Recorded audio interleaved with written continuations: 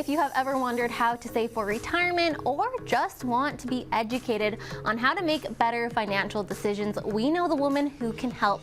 Our money teacher, Mariel Amador from Money for Mujeres, is here to help us answer some questions that she is commonly asked. Good morning. Good morning. Thanks for having me back. Thank you for always coming. So first, let's tell our viewers who you are and what you do. Well, I teach about money, and I want to share why I teach about money. I used to work in corporate, and I had a 401k, which is a type of retirement account. And when I left that job, I cashed that money out and I went on vacation with it. I didn't realize that that was not the right thing to do until way later. And so when I made that realization is when I thought, okay, we need to talk about money. And so now I teach about investing for retirement, but also anything money related that people need to be having conversations around. It's really good. We have someone who can actually answer those questions because, like you said, you didn't know what to do and you needed someone to guide you, but now you are the teacher. And we have some questions that are most commonly asked. So we're just going to get right into it. So the first question is, it's speaking of that 401k, right? The first question is, I have an old 401k floating around. What do I do with it?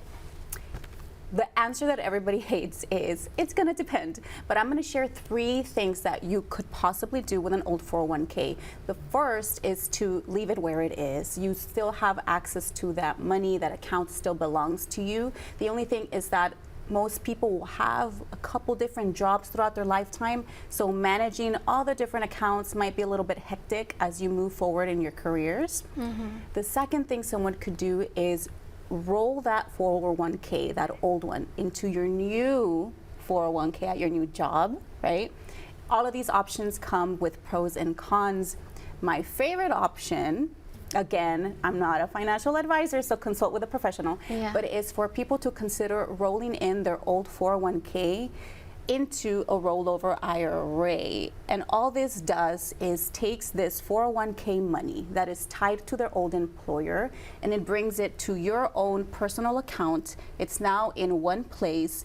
You have access to it. And as you're leaving other jobs, if you wanted to, you could take those 401ks when you leave and bring that into that rollover IRA, so you have everything in one place. It's simple, it's clean, and I would say for most people it may be the best option. Okay, wow, I didn't even know that. I'm learning things that I need to do. Okay, so that is a great answer. Okay, so we're gonna move on to question number 2. How much do I need to start saving for retirement? Again, the answer everyone hates is it's going to depend.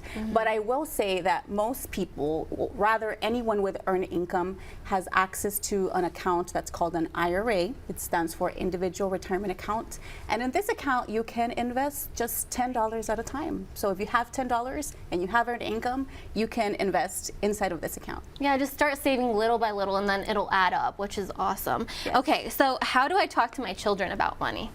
Such a good question. I think you may have mentioned that I'm a public school teacher. For those that don't know, I am a public school teacher, and I often ask kids, what do you think about when you hear the word money? And the responses are funny but also insightful, because as children, they are taking in cues whether we are aware about it or not.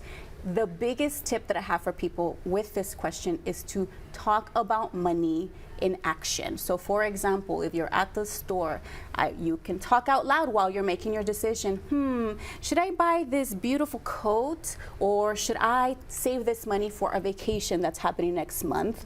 Involve the child, make it less around, well, I don't have money, or oh, I am always spending money, and make it more about decision making so they can kind of start to exercise that muscle too. That is such a good idea. Make them think about it. Yeah, okay.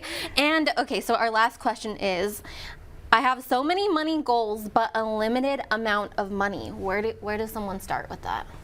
Emergency fund. 100%, the place where people should focus is having an emergency fund. Having an emergency fund, one, is going to help you out when the emergency happens, but it's also going to prevent you from getting into debt if you don't have an emergency fund to cover that emergency. So start there.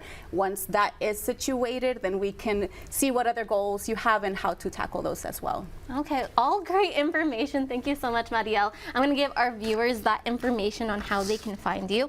You can email her at mariel@moneyformujeres.com, visit her website, or check out her socials.